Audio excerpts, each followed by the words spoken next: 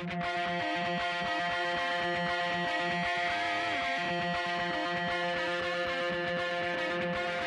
listening to the Roofing Success Podcast, a show created to inspire roofing contractors to achieve optimal success in their roofing businesses.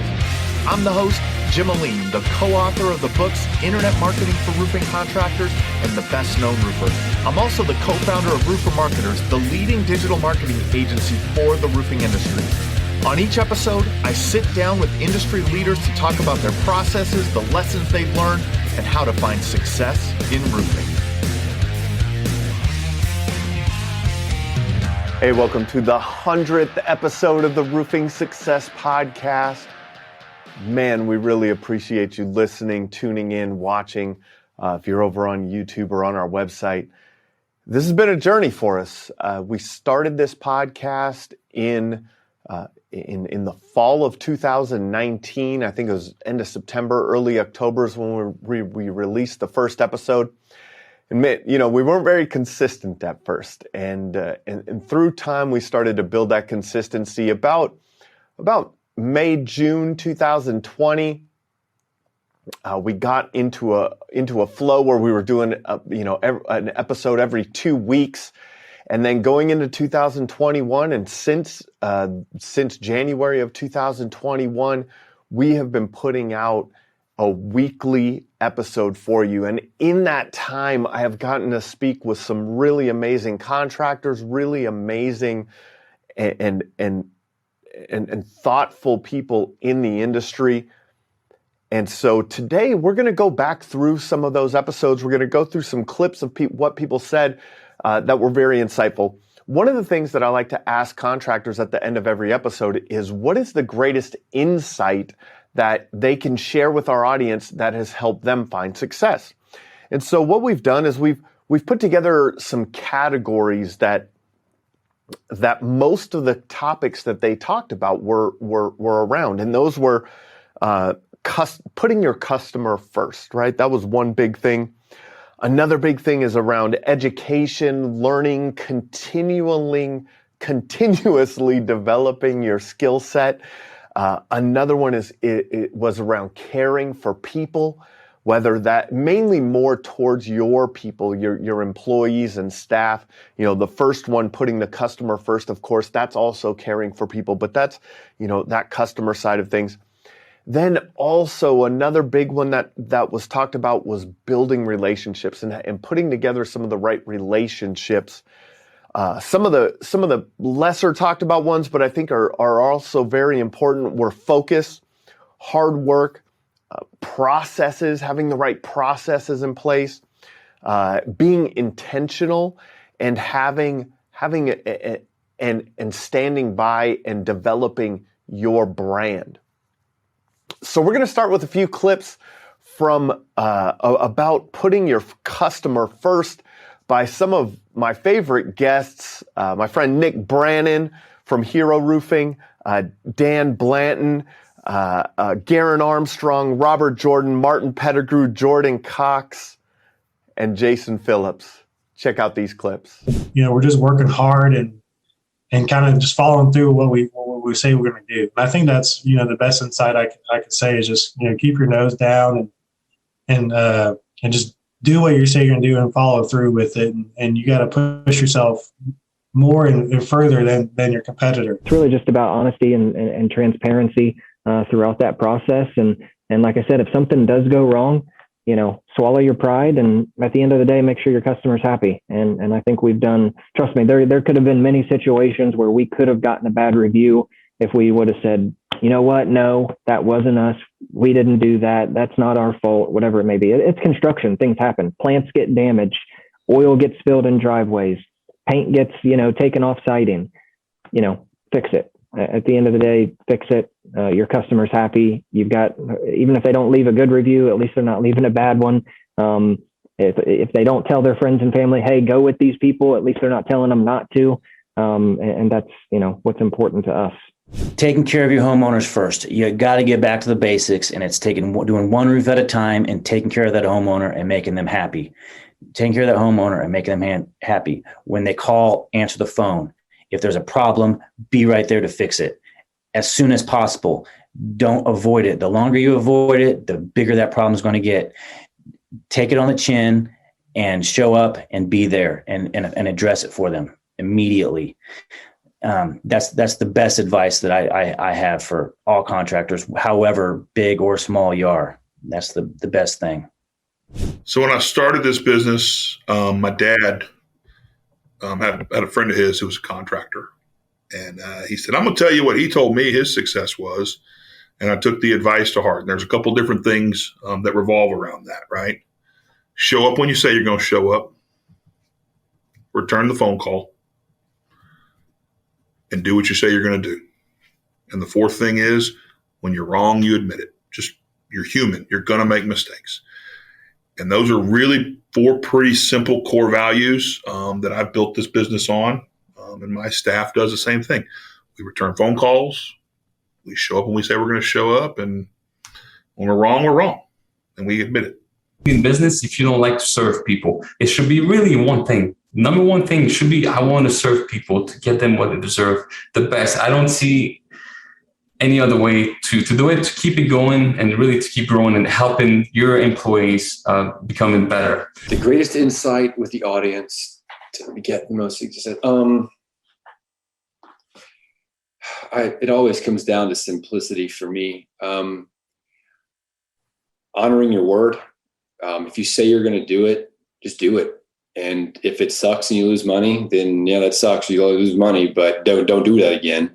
But don't get in any type of business of over promising. Try to learn how to under promise and over deliver. And under promising is still over delivering. You know what I mean? But the simplest thing. I mean, there's a couple simples. We have zero debt because we pay everything off every month. If you can do that, because then you can hold your suppliers to a much higher level of accountability, and they jump through hoops to make sure everything stays smooth. When you promise a homeowner something, like I had a customer, I had a sales guy that promised the homeowner he would fill all of his woodpecker holes on his cedar siding and stupid size house. And he only saw 3. And that's why he said it. And I was like, but did you say, you wrote all on you wrote down, you're going to fill all. Oh. And then I went over there and there was like 200. And it was all 3 stories up on the ends of these gables on Cedar Shake Home at the point on the lake. And so I was like, all right, man, well, he goes, no, I'll just tell him that we're not doing it. And I was like, no, you don't get to do that, dude. You're doing it. And I'll do it with you. But this is the last time. This is your freebie for me. I'm going to be out there. I'm going to fill these holes with you with wood putty. We're gonna sand them down. And we're gonna paint them because you freaking said we would. And as much as that sucked, we got 2 more roofs that were over 50 grand from it. And yeah, I mean, it did suck. I mean, it was like 6 hours of just nonsense for 2 guys with big. That's not what we do. But he said he would do it, so we honored it. And that homeowner, it kind of became a game. Like he knew he wasn't paying for this, and he knew it. And it was like he knew he was getting something. And it became a game of like, oh yeah, what other free stuff you want to do? Just to demo your bar? You want a new bar? It became like a little thing. But again, we didn't go the route of, no, I'm sorry, we misspoke. Where we can't do that. It's like, but you learn. He will never say those things again. He is never gonna. Or when you say it in a way of, I can cover up to this much, or I'll see what we can do. There's just a way to do it other than making those bold promises. So be careful with your promises, because if you make it, you should honor it. Because if you don't, then you're the guy that doesn't honor your word. And then you're nobody in the sense. Then you're pandering to the cheap. You're pandering to people who don't care about your word, and you don't want to do business with those people. So if that message didn't get lost or convoluted in that statement, I would say honoring your word, like just doing what you say you're going to do. And that's probably the biggest one. It's very simple. You're really in the people business. If you want to grow your company, you are in the people business, not the roofing business. Roofing just happens to be the product that you install or deliver, and you need to do that with excellence, without a doubt. But to take it to the next level, you have to be in the people business. You have to deliver a wow to your homeowner, a wow to your internal people. You have to attract the kind of people you want and build a team of people. It's really the people business. So that was some great advice by some great contractors. And really what I learned on the show is that from the feedback that we get is that people really enjoy hearing, the successes and failures that people have had and what insights they've gotten to learn. And because of that, it's another form, what I didn't think about when I started the podcast, but this is really another form of education for people in the industry, for roofing contractors. Moving on to the next category, which is education, training, and development, which is really important to me. And as I mentioned, I wasn't really thinking of this as being like an educational resource for contractors when I started. I thought to myself that, hey, I really wish that these contractors who are struggling could hear these contractors that are succeeding. And that was kind of the benefit of it or the end of that. But as we got into it and as we got feedback, we really learned that we had become an educational resource for contractors. And so, in asking some of these contractors what their greatest insight was, they talked about education, training, development, personal development, skill development, employee development. And so let's check out a few clips from some of those contractors, such as Greta Bayrami, Larry Stock, Kevin Ebbs, Ben Menchaca, Donovan Morgan, Jason Payne, Paul Perez, and then a couple more on finding a good coach or mentor from Adam Butorf and NewView Nick Royer. Constantly invest in myself. I have in my team. So we've never cut out the education. We've never cut out the certifications. We've never stopped learning. I don't know. Maybe it sounds like something that should come out of a textbook, but maybe that's just my previous background. But if we were to contact my two manufacturers, Certainty and JF, they would probably say Greta is the only person that requests trainings on site and online, even in COVID-19. I think it's so crucial to the success of my brand. If I continue to reinvest in my team and myself with knowledge of products, procedures, new ways, that always pays back because, again, it makes us those industry leaders. So I think that's the best thing I've ever done is I've never stopped learning. Continue to really focus on being a learner and continually try to personally develop and professionally develop. I think those are key, regardless of your position in any company, regardless of your position, from be that a field worker, an estimator, a project manager, an office administrator, a receptionist, but start to really focus on how can I become a better person? How can I get better at my job? How can I help the company or the community more? Those I think are really key for a lot of reasons. There's quite a bit, and I think if you want to paint the Mona Lisa, it's not coming up with the best photo. It's just paying so much attention to the small details in each individual stroke. So I wish it was as easy as that, but if I had to sum it up into the skeleton of what I could see could change the game for so many people is whatever, if you are reaching out for knowledge, then that means you realize that there are areas for opportunity. And I still to this day believe that there's so much more for us to do and grow. And we have plans to dominate the country, not just the state like we are doing now. But we have big goals, and that means we have to be ultimately humble to say there are people better than us, there are people doing better than us, and what am I doing to grow? Regardless of where you are. I mean, you could be on pace. We're on pace to do 20 million this year. That's not enough. That's not number one. We need to be number one, which means I need to learn more. I need to aspire to get better. The concern I see, especially in owners of contracting companies, is they reach their initial goals, which were probably too small to begin with, or they do sustainable enough to start living a decent life. They go buy a boat or a nice home. And the aspiration you had initially is gone. It's the same as a sales guy. You come in and your first priority is, what can I learn so I can start selling? Then you start selling, and then you got to ask yourself, am I still trying to learn as much? Am I still reading as many books? Am I still asking as many questions? 90% of the time, the answer is no. So the thing is, if you really had somebody stop you and ask you, hey, at this point, you were growing and you were doing this much to grow, so you got here. Now here's what you're doing. Do you genuinely expect to get better? Well, the answer is no.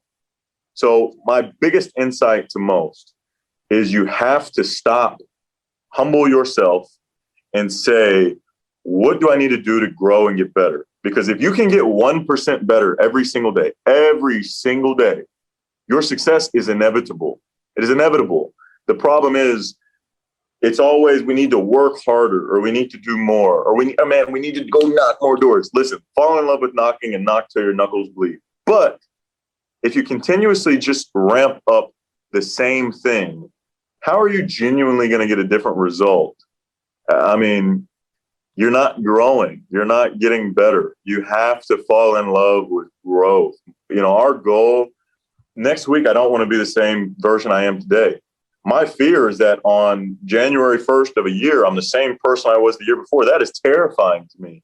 It is so terrifying that I'm not smarter or in better shape or closer to God or in a better mental capacity. I want to continuously grow, because everything else will follow. It's all a byproduct of your daily habits and your actions. So my recommendation, humble yourself and grow, period. And you'll win. I promise you'll win.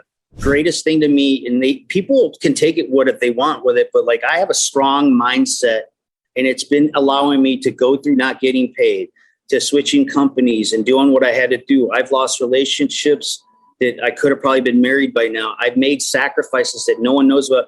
I've been in blocks all over the zip codes in the US at 8 at night and trying to get this guy to sign. And this, like, it takes a tremendous amount of mental discipline to deal with disappointment daily, to deal with all the for sure things that cancel, to deal with the check that didn't come in when you needed it to come in.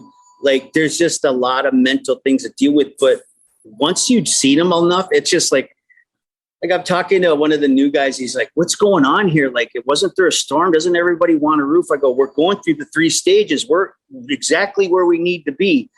We're just getting this massive opposition, but just wait. We're going to get ridiculed next, but then it's going to pop. And pretty soon you'll do way more deals in one day than you did in the last 2 months, because that's just the cycle. So I would say personal development is something that people should probably invest in. I would say be a student of the game and always be learning.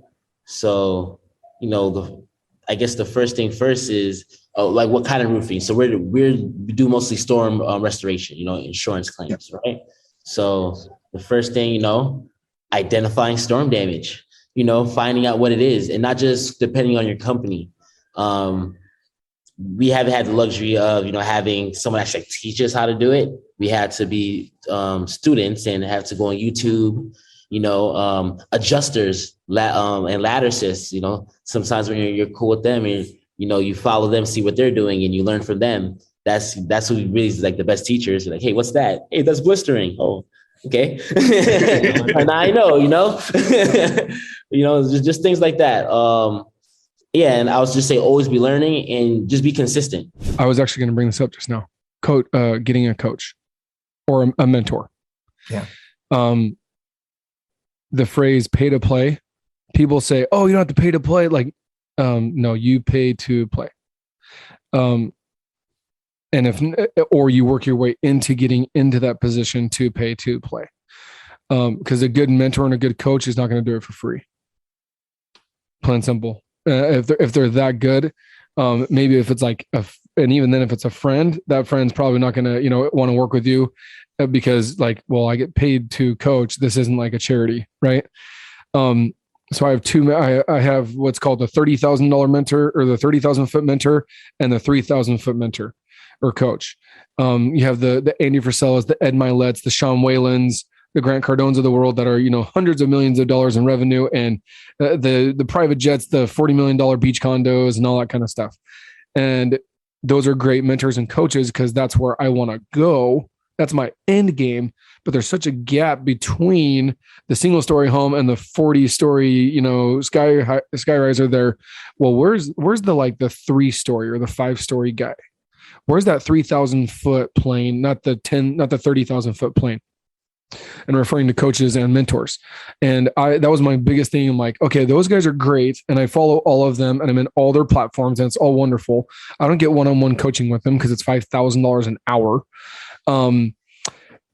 But they're not as specific. It's more a generic coaching, right? And then, but at the 3,000 foot, if you're lucky enough, you can find someone that is coaching and is in your trade, like me for roofing. So I'm actually going into that space of the business coaching, but specific focus. I'll coach anybody in the trades world, or even real estate, because the principles are still the same, right? This doesn't change. State 48 real estate, right? State 48 air conditioning and heating, state 48 marketing, whatever the case may be. Yep. The principle doesn't change. It's those core values and principles of owning a business, running a business does not change.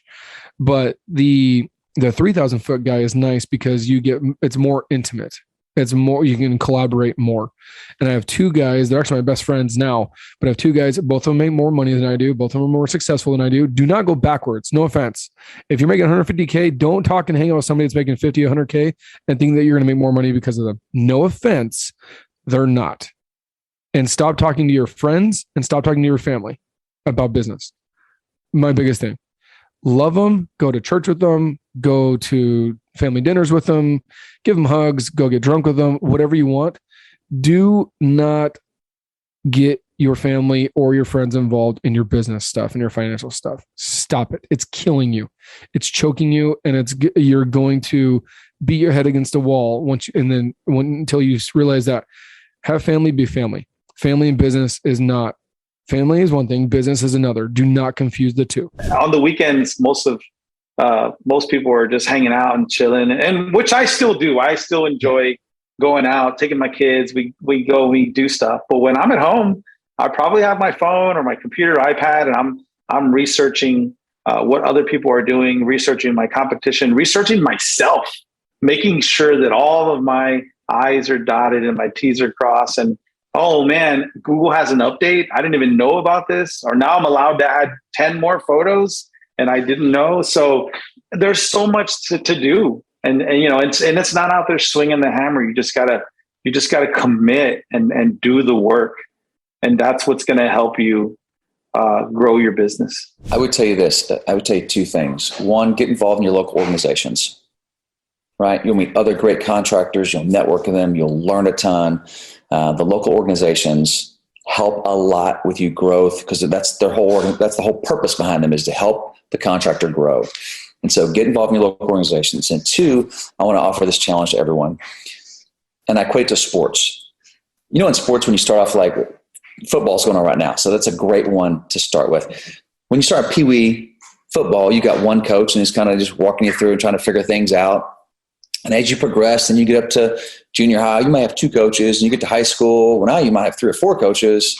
You get to college, boy, you got like 6 coaches. You go pro, then you got like 10 to 12 coaches. Like, wait a second, I'm getting better and better, but yet I need more and more coaching. What? That doesn't make any sense. It absolutely does. And we totally recognize that as, well, of course, the better you get, the more coaching you need to really fine tune to take it to the next level. Right? But yet we don't feel that way in business. I'm a grown man. I'm an adult. I don't need coaching. That is so far from the truth. We can't see the forest for the trees most of the times. Right? And so I want to encourage everyone. Everybody needs a coach.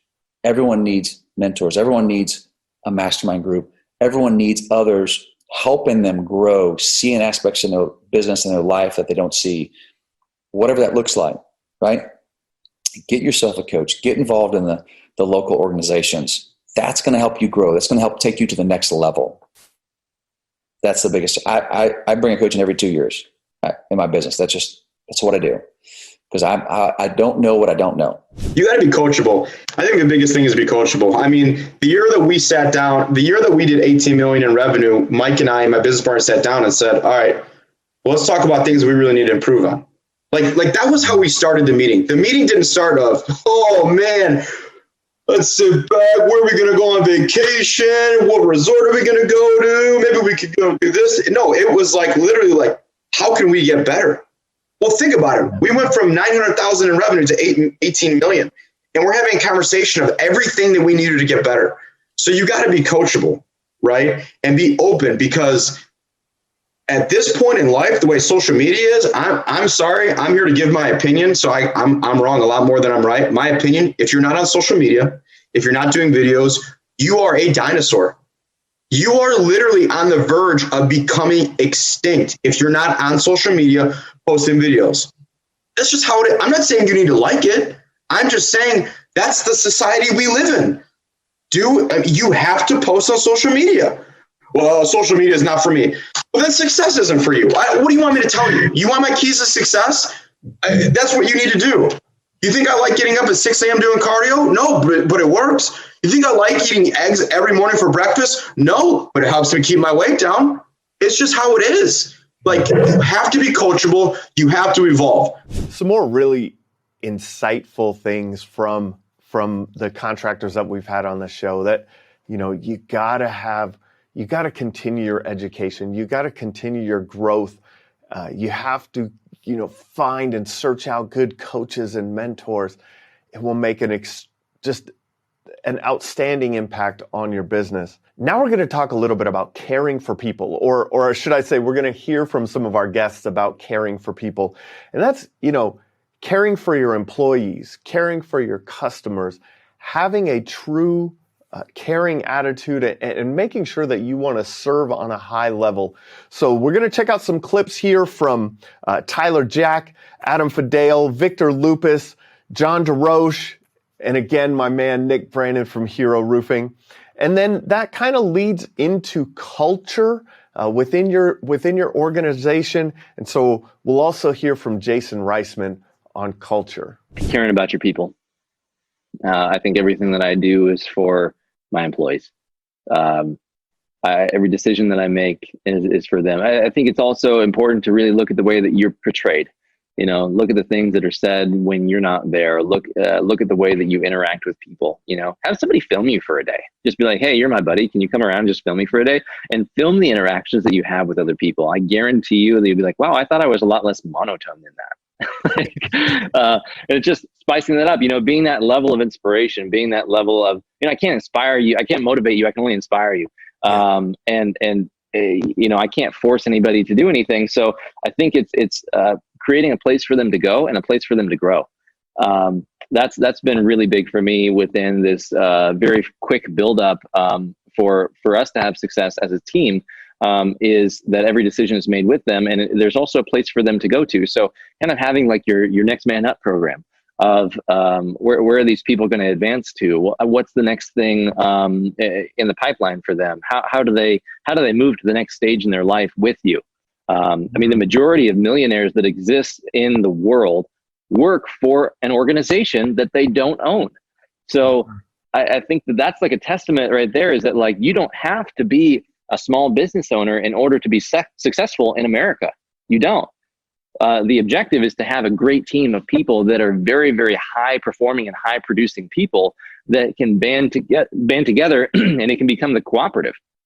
And looking at yourself instead of a monarchy as a cooperative, then it's just like, hey, a bunch of great people can exist in the same space, and together we're a lot more powerful as a unit than if we would be separately. I've been focused more on leadership. Recently, my position with G Fidel is I'm more of the visionary leader, and then I share responsibility with my other brother Alan, who really runs the operations of production. But I would say two things from a leadership standpoint that I'll encourage people out there with is, number one, be humble. And again, I'm not speaking from a pedestal. Just, these are some of the lessons you learn the hard way. But give your guys the benefit of the doubt. Treat others as if, they're more important than you are. Belief in my team. Letting my team guide me as an individual. Believe in me, believing in them back. Like everybody always says that, wow, Vic, that's awesome. You did that. I believe in God, and all glory goes to him, and that showed me to, be of a servant to my entire team. I'll come in here and the guy that does the office cleaning, I'll take the vacuum, take the trash out with him, and be of a servant to them and find out, what it is that drives them. Okay. And my team sees that vision. They make it their vision, and they believe in themselves. It's not about them believing in me, because if they believe in me, I'm not the guy, guys. Don't believe in me. They believe in themselves. Okay.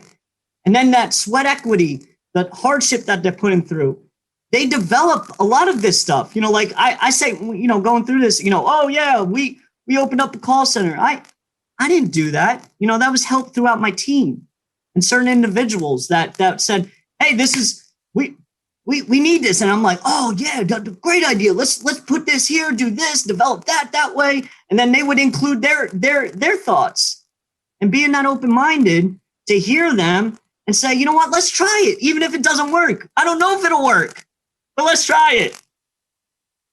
Letting them believe in that.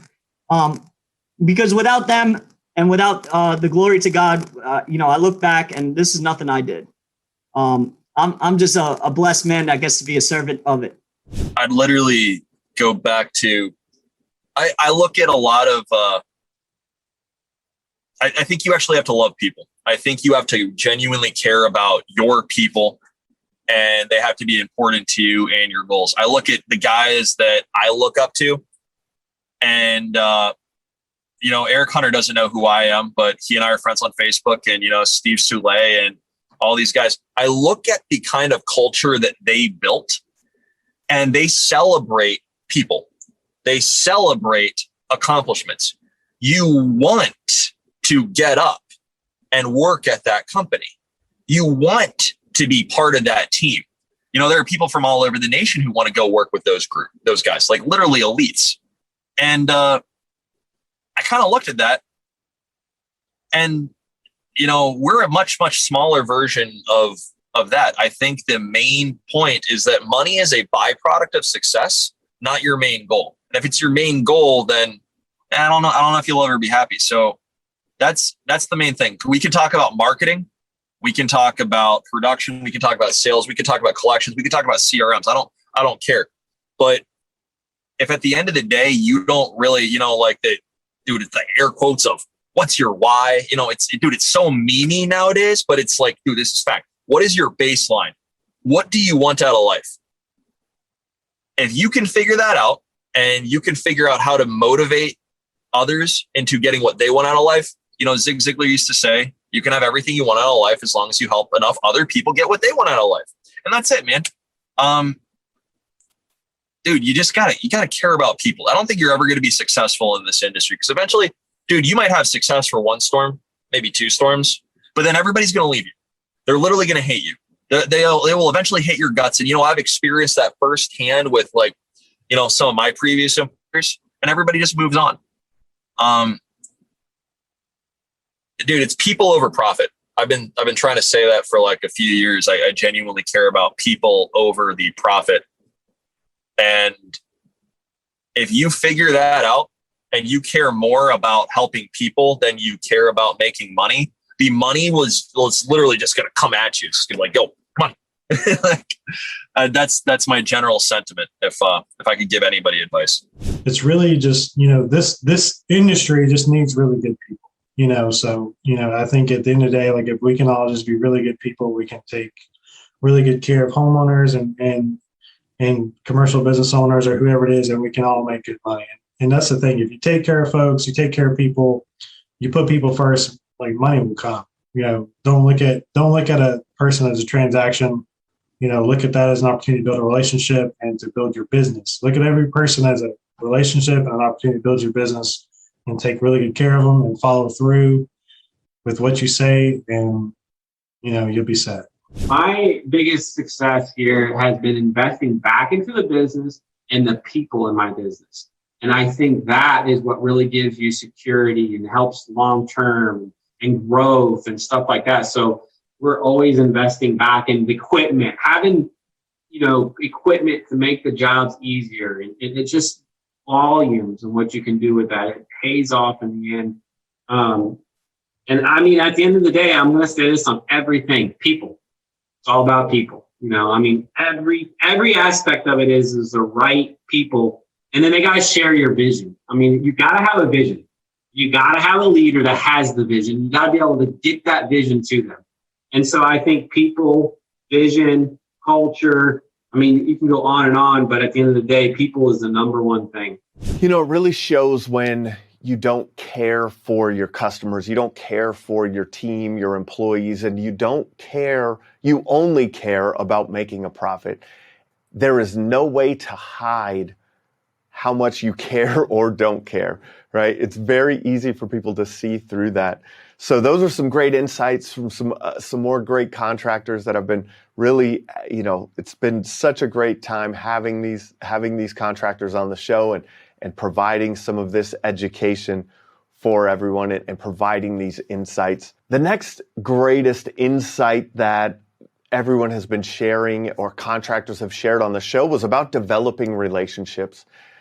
And man, the relationships you build can create power in your business. They really can drive things forward. And it's, sometimes those are the relationships that you build with your customers. Sometimes it's the relationships that you build with your suppliers. Sometimes it's the relationships you build with, insurance agents or real estate agents or referral partners. And sometimes it's the relationships that you build with other contractors. So let's take a look at some of these clips about some of these insights about building relationships from my friends at True North Construction, Jonathan Sherwood, Miguel Tavares, and Ben Matthews of Brax Roofing. I mean, we've said it multiple times throughout this podcast. It's building the relationships and doing what you say you're going to do, delivering. A lot of guys, in this business, they'll show up, they'll sell themselves, and then they'll start the job and they'll just disappoint the entire time through. 90% of being successful is just showing up, being honest, being there every day. And obviously the quality of work has to, be good also. But like I said, just showing up and doing what you say you were going to do, that puts you ahead of, a lot of guys in our field. It's something as simple as you have no idea how many times we go to a customer's house and they say, "You're the only one that called us back." Yeah. I don't even know how that works in this business, so return phone calls, I guess. This is what I think that when I get a question on panels all the time, they say, "What's the one thing you would tell yourself earlier in your career that you know now?" Yeah. So in my opinion, this is a nugget that truly works. If you don't understand something, don't be afraid to connect with somebody that's competent in the industry that you can trust. But don't just connect with anybody. Vet them. See who they are as an individual. Make sure their reputation is good, because you can go and bring somebody in on something and learn so much better than trying to figure out yourself. So example, people say, "How do I get in commercial?" You have to create the opportunity. You can get lined up to get on a roof. Once you get on a roof, bring somebody else in and let them teach you. Something is better than nothing, and learn hands-on. So I would say networking within the industry and making connections with people that truly, generally want to help you and see you succeed. Because the reality of it is, if you make connections with good people that truly want to see you succeed, and you're a like-minded individual, people are always like, "Whoa, well, how am I going to make money?" And they're making the money, and what if they cut me out of the deal? People that operate in good business do not do that type of stuff. I work with the roofers all the time. They don't worry about that at all. And then what happens is you build a relationship. We're in a relationships business. So you want to cultivate relationships that bring value on both sides. And then it's pretty simple. what happens after that is everybody just dances with who brought them, and you just cultivate something that unfolds to be very lucrative for you and the other party involved. Strategic partnerships. It always has to be strategic partnerships. And I mean this in every way, like top down. Strategic in our executive team, the reason we all work together, but also strategic with all of our vendors. There's a reason we're working with the installers that we do, the suppliers, the manufacturers, and it's always that when I talk to you, Jim, that I actually am feeling that we actually have a connection beyond the fact that you sell me shingles, or beyond the fact, just making sure that you might even take 5% off of the product itself versus that relationship. Maybe it's the second best product and not the very best product, or maybe it is still the best product, but that relationship, that strategic partnership, and making sure you're building those. If you have the very best product that's being sold, but that relationship or that supply chain isn't working well, then it doesn't matter, because you're not going to get the product to the people and your consumers in a way that's really going to work. So strategic in every avenue of what you're doing, and making sure that everyone you partnership, everyone you're interfacing with, that you're doing it for a reason, and being methodical on how you're doing that. And too, I mean, look, I got a great business partner, but it's relationships. I mean, I'm sure you've seen it, pros and cons. You have a business partner. It's like the relationships around you are going to hopefully build you up and just be like really like strong adds to the whole experience in a positive way, whether it be home, business, marketing, the vendors you work with. We don't work with some vendors, we work with others. So, it might not sound like a big deal, but if you don't have good people internally, externally around you, like you're, cut the loose strings, because you just don't need those people. So we've gone through some great insights. There's been so many great insights shared on the show, and we really, really hope that these have helped you to progress in your business, right? To level up in your business. And it's really important to us that we're providing this information to you, and that you get the opportunity, right? We're in a great age. Content is readily available like this. 10, 20 years ago, you alone in business a lot of times. There were some coaches and mentors that you could get, but it's not the same as it is today with podcasts, YouTube, all of the great conferences that are available in the roofing industry now, all of the great coaches and mentors, and some that are very specific and unique, right? You can have a sales coach, or you can have an operations coach. You can have a fractional certified financial, or a certified CFO, certified financial officer, a fractional CMO, certified marketing officer. You can have a marketing coach. You can, there's so much great information and content that's available to you to succeed in your business. But it's really been exciting for us, and it's really, been a joy to be doing this show and to develop the friendships and the relationships that through the episodes that we've created, not only with the listeners and viewers like you, but also with the guests that have been on the show. I can tell you that some of these guests on the show have, we've become friends, and it's really, really cool how that has happened. And so I want to thank everyone again for listening. This is the 100th episode of the Roofing Success Podcast. If you would like to generate more revenue through your digital marketing efforts, please visit roofermarketers.com to get a copy of the book, The Best Known Roofer.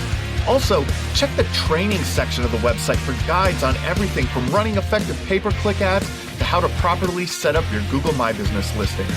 Thanks for listening.